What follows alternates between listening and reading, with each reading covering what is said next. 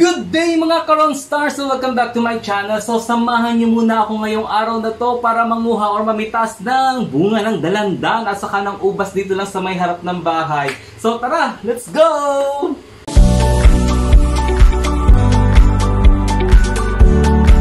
At ito na nga mga Karon Stars, so nagsimula na tayo manguha ng dalandan at ipapakita ko sa inyo kung gaano karami ang bunga ng dalandan. Ayan, buti na lang may tanim tayo sa harapan. Kaya ngayon, it's the right time for us para naman mamuti or anihin na natin yung mga bunga.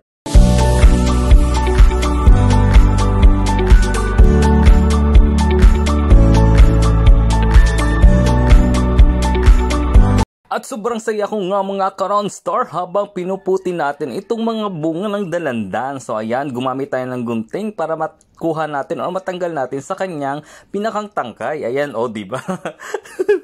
O sige, kuha pa. Ayan, nanguha na nga tayo dito sa may harapan ng bahay ng dalandan. So kapag gusto ninyo, magtanim din kayo. Sabi nga, kapag may itinanim, may aanihin. Kaya ngayon, inaani na natin ang bunga ng dalandan sa harapan ng bahay.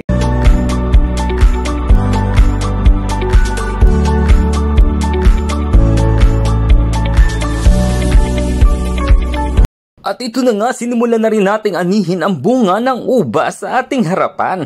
Ayan, I'm sure masarap din to at matamis. Lagi nyo tatandaan, basta masarap, ako yan. Ayan, so tara, let's taste it. At talaga namang I'm sure napakatamis nito at nung tikman ko nga talaga, sobrang tamis niya. Yun nga lang, hindi siya seedless. Pero masarap pa rin naman at sobrang tamis. Talagang nakakatakam kainin at healthy pa. Kaya dapat lagi tayo may mga tanim na mga masusustansyang prutas sa harapan ng ating tahanan or ng ating bahay. Ayan, o kitang-kita nyo naman. At talaga namang enjoy na enjoy tayo sa pagputi or pamimitas ng bunga ng ubas. Ayan, o close up tayo para mas makita natin. Ayan, napakabilog na bilog naman talaga o at napakahitik talaga sa bunga o kaya gumamit na tayo ng gunting para hindi siya mangalaglag at magkakalas-kalas sa kanyang tangkay. Ayan, o kitang-kita nyo naman. O walang halong biro yan. At talaga namang napakasarap at napakatabis ng bunga ng ubas na yan. Guaranteed po yan.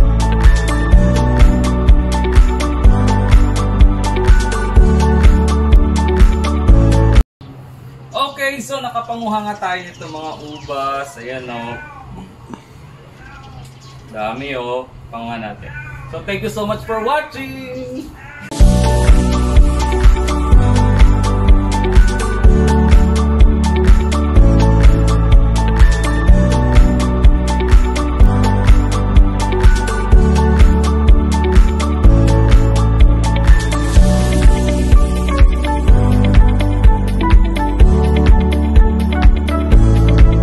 At syempre, hindi natin makakalimutan na magpasalamat sa ating videographer. Kaya ayan, bilang pasasalamat, isang malamig na milk tea para sa iyo with cream and cheese na flavor. Ayan, so thank you so much sa iyong pagkuha ng video at walang sawang pagkuha ng video.